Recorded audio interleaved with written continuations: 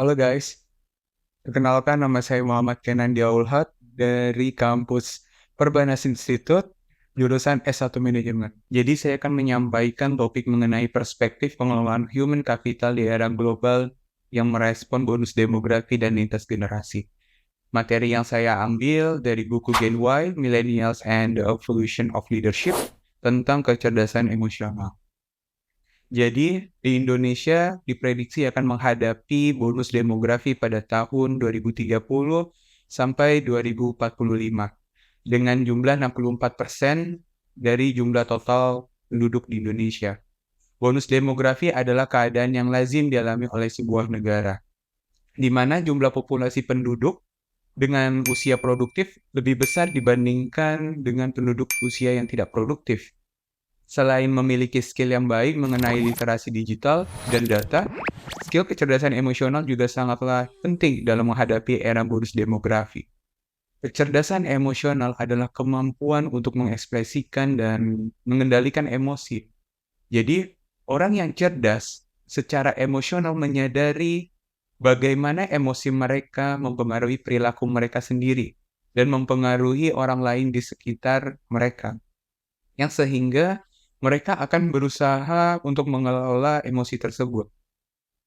Kecerdasan emosional atau emotional intelligence, menurut Cooper dan Sawaf, mencakup pengendalian diri, semangat, ketekunan, dan kemampuan untuk memotivasi diri sendiri, bertahan menghadapi frustasi, kesanggupan untuk mengendalikan dorongan hati dan emosi, merasakan memahami, serta menerapkan kepekaan emosi tersebut sebagai sumber energi, informasi, koneksi, dan pengaruh yang manusiawi. Ada kasus seorang manajer dalam sebuah perusahaan menghadapi masalah dalam mengelola timnya. Anggota tim seringkali mengalami konflik dalam ketegangan emosional yang mengganggu produktivitas dan kerjasama tim. Nah, solusinya itu dalam kasus ini penerapan konsep dan praktik human capital management dengan fokus pada kecerdasan emosional. EQ dapat membantu mengatasi masalah tersebut. Solusinya, yang pertama, ada pelatihan EQ untuk manajer. Jadi, seorang manajer harus diberikan pelatihan yang fokus pada pengembangan kecerdasan emosional mereka. Nah, ini akan membantu mereka dalam mengenali, memahami, dan mengelola emosi mereka sendiri dengan baik. Dengan pemahaman yang lebih baik tentang diri sendiri, manajer dapat menjadi contoh yang baik bagi anggota tim dalam mengelola emosi mereka. Yang kedua, itu ada membangun kesadaran diri. Manajer perlu mendorong anggota tim untuk membangun kesadaran diri mereka sendiri. Hal ini dapat dilakukan melalui kegiatan refleksi seperti jurnal harian atau diskusi kelompok yang membantu anggota tim untuk mengenali emosi mereka dan memahami bagaimana emosi tersebut dapat mempengaruhi kerjasama tim. Yang ketiga itu ada meningkatkan komunikasi dan empati. Manajer harus mendorong komunikasi yang efektif dan membangun empati di antara anggota tim.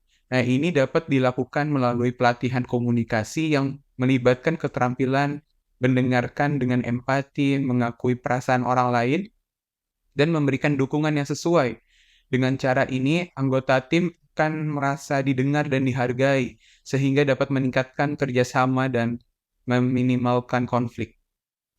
Yang keempat, ada menerapkan gaya kepemimpinan yang inklusif.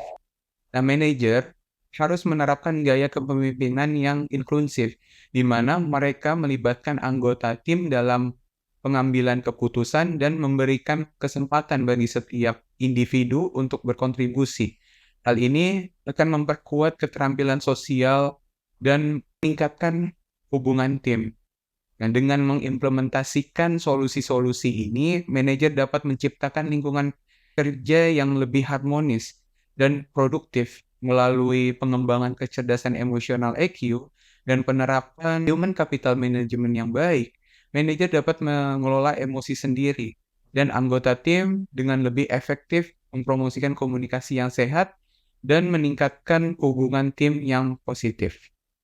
Sekian dari pembahasan saya. Apabila ada kesalahan dalam penyampaian, mohon dimaafkan. Terima kasih yang sudah menonton dan mendengarkan. Jangan lupa di like, subscribe, dan share. Bye-bye.